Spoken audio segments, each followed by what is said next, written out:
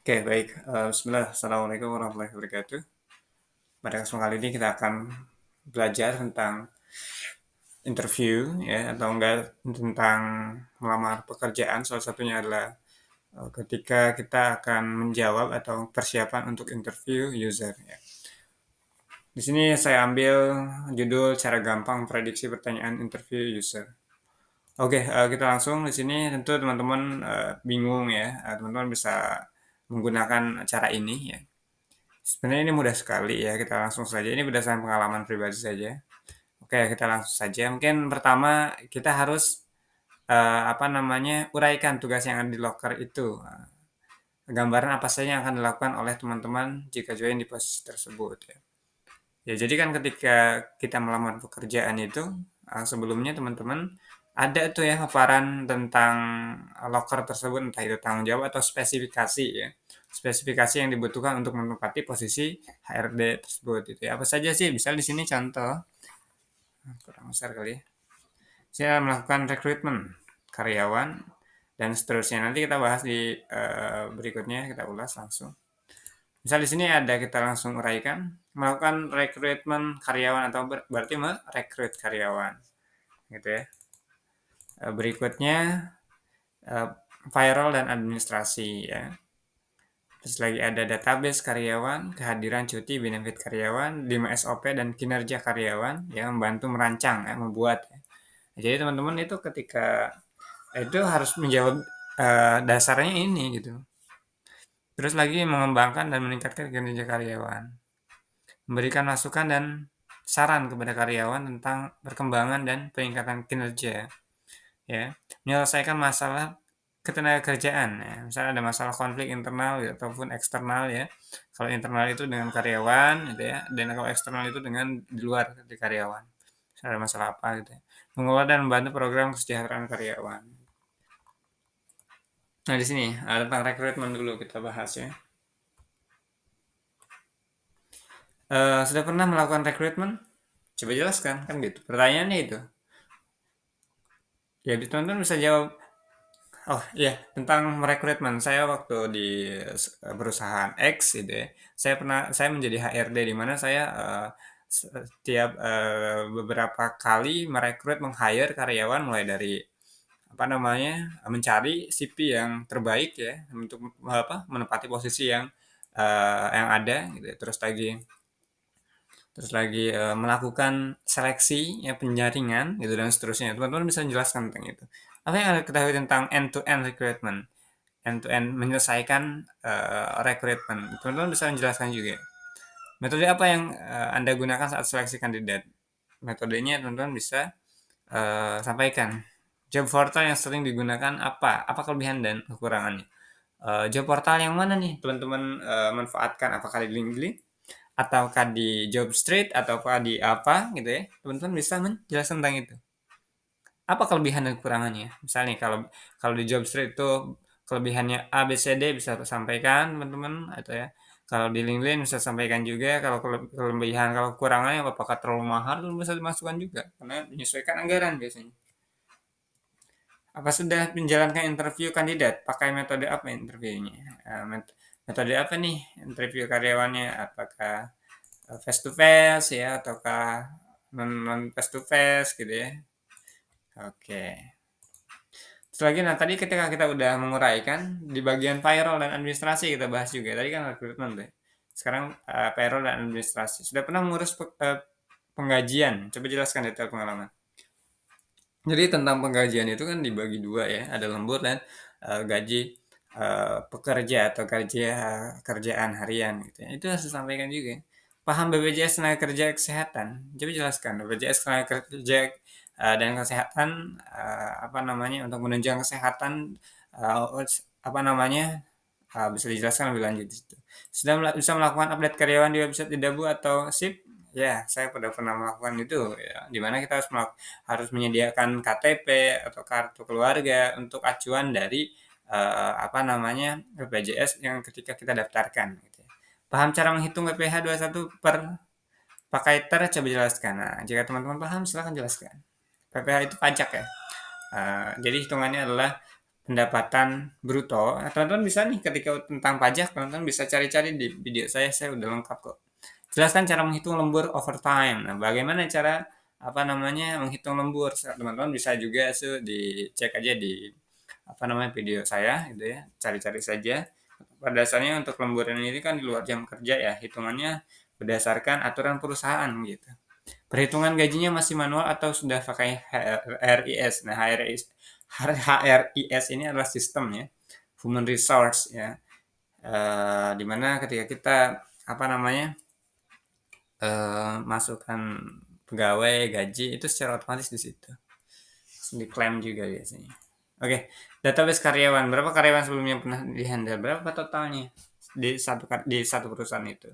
Bagaimana cara menjaga data karyawan tetap update? Nah, bagaimana menjaga apa namanya data karyawan tetap update? Ya, kita bisa membuatkan suatu aplikasi. Aplikasi itu nanti akan diisi oleh apa namanya satu pegawai. Nah, pegawai akan memiliki akun. Setiap akun itu akan berfungsi untuk mengupdate dirinya. Contoh dia pernah ikut pelatihan ABCD, dia akan update secara otomatis di situ. Sehingga kita bisa menyesuaikan, oh kita kebutuhan ini tinggal kita cari di situ. Gitu misalnya contoh hal seperti itu. Data karyawan masih manual atau sudah pakai sistem? Saya jadi teman-teman bisa sampaikan juga kalau memang masih manual ya sampaikan kalau memang sudah menggunakan pakai sistem atau teman-teman yang buat aplikasinya lebih bagus itu. Bisa pakai HRIS jelaskan. Gampang kok. Kehadiran cuti benefit dan karyawan. Ini juga biasanya dengan aplikasi ya. Bagaimana aturan cuti tahunan sesuai undang-undang. Teman-teman harus tahu nih aturan cuti nih sesuai dengan undang-undang. Kalau nggak salah itu setahun itu berapa hari gitu ya. Gitu. Jadi teman-teman cari-cari itu. Jelaskan waktu kerja sesuai aturan perundang-undangan. Nah, untuk waktu kerja itu 8 jam per hari. Perhitungan upah harian sesuai dengan aturan seperti apa? Nah, ini perhitungan upah harian ini sesuai dengan apa namanya aturan undang-undang juga. Nah, misalnya karyawan ini lembur nih di lebih dari apa kerja lebih dari 8 jam per hari ya kita masukin lembur. Jelaskan contoh benefit yang kamu ketahui. Benefit apa saja yang didapatkan ketika karyawan itu apa namanya apa namanya dia mencapai goalnya, targetnya, apa yang diberikan perusahaan ya. Contohnya memberikan gaji tambahan atau enggak bonus dan seterusnya. Oke. Oke, kita lanjut supaya mempercepat karena masih banyak juga ya kita bahas. 5 SOP dan kinerja karyawan, 6 pengembangan dan peningkatan kinerja karyawan.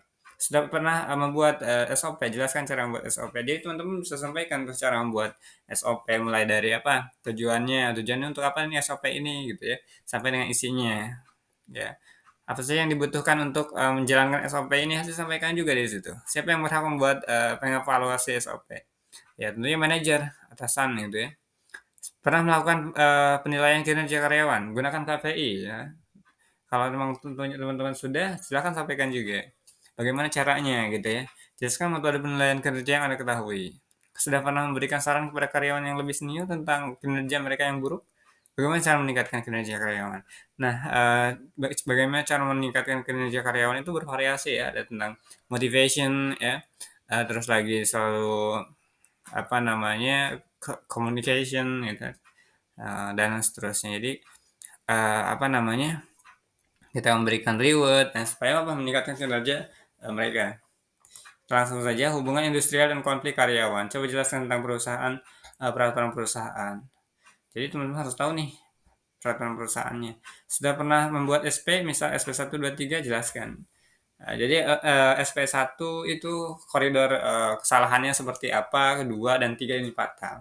Nah, seperti itu. Jadi teman-teman harus menjelaskan juga bagaimana cara menyelesaikan masalah jika terjadi konflik karyawan dengan karyawan yang lain. Tidak memungkiri ya teman-teman ketika apa namanya karyawan satu dengan karyawan yang lainnya dia terjadi konflik karena kita tidak tahu ya namanya masalah gitu ya bisa aja terjadi. Bagaimana cara menanganinya? Biasanya dibawa ke kantor untuk cari solusi ya. Kalau apa namanya ditenangkan dulu gitu ya. Bagaimana jika ada karyawan komplain terhadap kebijakan HR? Nah, ketika ada karyawan komplain terkait dengan kebijakan HR, tentunya kita harus mereview dulu apa namanya tentang kebijakan yang mana yang dianggap tidak tidak sesuai dengan yang di ya tidak sesuai dengan karyawan, kita harus mereview ulang gitu. Jangan sampai karena memang kinerja manajemen kinerja ini adanya kesepakatan bersama antara karyawan dengan pegawai. Nah, itu tadi ketika ada komplain berarti salah satu ini tidak menerima. Nah, itu tidak tidak mem, apa manajemen kinerja itu tidak dijalankan. Nah, dan seterusnya masih banyak ya. Kita coba lagi untuk bersingkat waktu. 8 program kesejahteraan karyawan. Pernah menghandle program kesejahteraan karyawan apa saja? Contoh, apa namanya, membuat itu,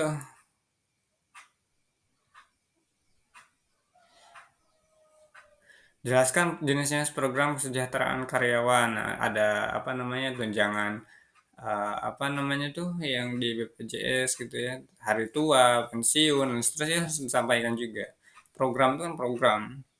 Bagaimana cara meningkatkan kesejahteraan karyawan? Nah, kalau meningkatkan ya kita bisa aja sih ikut apa namanya buat apa namanya eh koperasi dan seterusnya. Tapi itu bukan ke arah sana ya.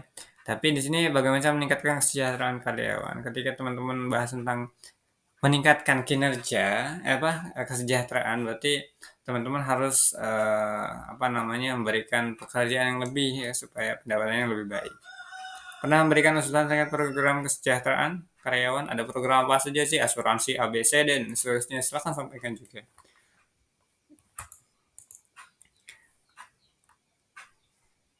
Nah, kemungkinan user akan bertanya mengenai hal ya ini tentunya, karena mereka akan memastikan apakah kandidat memiliki skill yang dibutuhkan.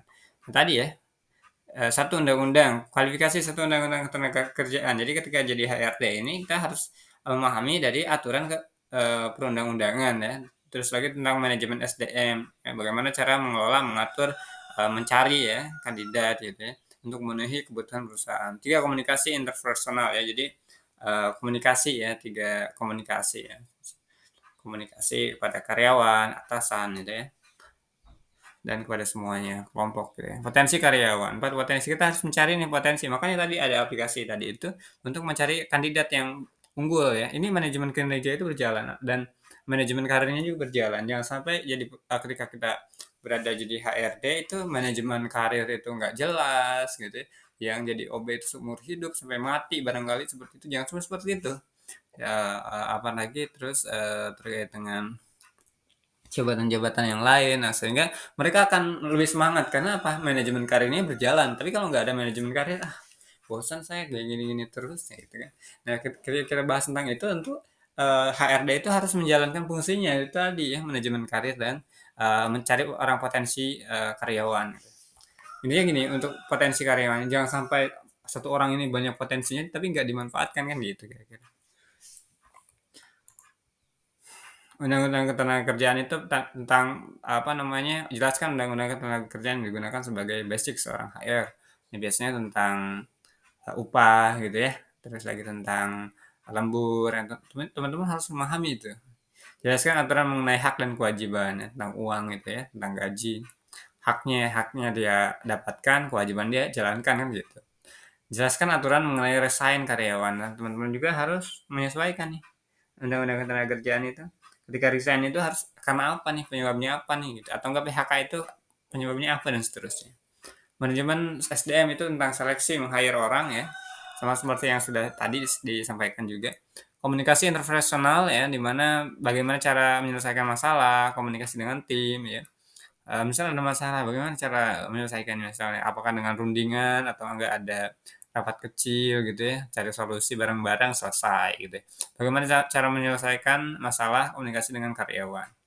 Nah, ini misal ada masalah dengan karyawan nih interpersonal ya, bagaimana ya kita cari solusinya dengan baik gitu ya supaya si karyawan A senang gitu ya atau enggak tidak merasa terbebani atau si karyawan yang lain juga tidak merasa terbebani satu pihak ya satu pihak dan satu pihak gitu ya. Potensi karyawan sama seperti yang sudah dicontohkan tadi.